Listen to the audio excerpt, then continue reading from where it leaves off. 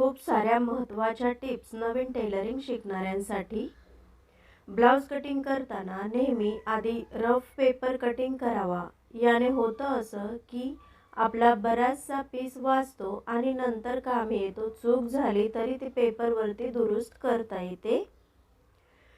ब्लाउजचं शिलाई मार्जिन 1.5 इंचच ठेवा। जास्त मार्जिन ठेवलं तर आतून फुगा आल्यासारखं दिसतं आणि टोचत राहतं आणि व्यवस्थित असं फिटिंगला बसत नाही आतमधून टोचत असल्यामुळे।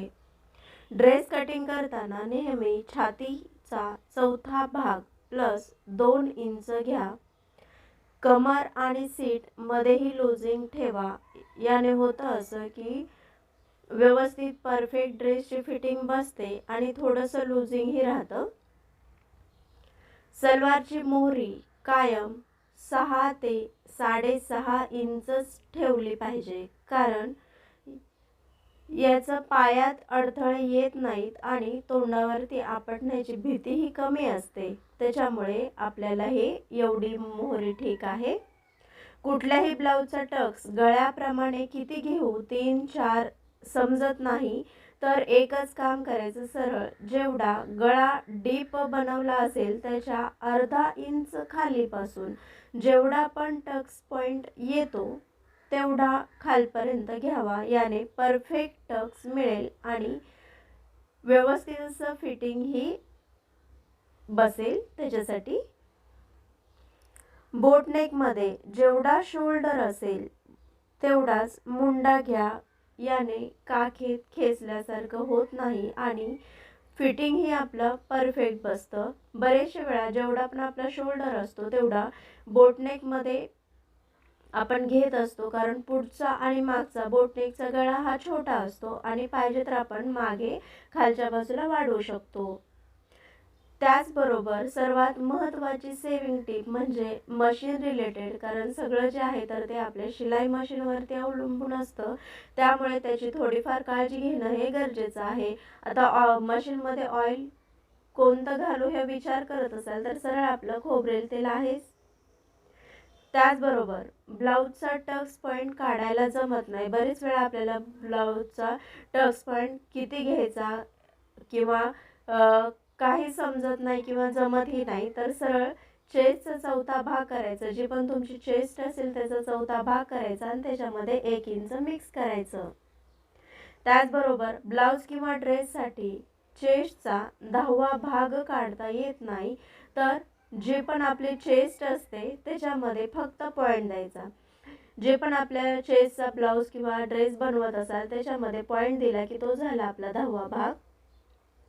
त्यानंतर शोल्डर जर उतरत असतील, बऱ्याचशा स्त्रियांना हा प्रॉब्लेम येतो की शोल्डर उतरतात। आता ते का उतरतात हे समजत नाही, तर ते का उतरतो, कारण शोल्डर जर उतरत असेल तर समजायचं शोल्डरचा उतार जो अर्धा ते 1 इंच घ्यायला पाहिजे होता तर तो आपण दिला नाही, कारण शोल्डरचा उतार देणं हे खूप महत्त्वाचं आहे।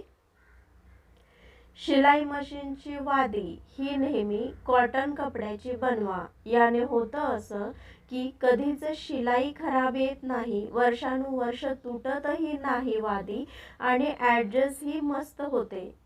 त्याच्यासाठी रेडीमेड दोरीपेक्षा घरची कॉटनची वादी बनवलेली केव्हाही चांगली।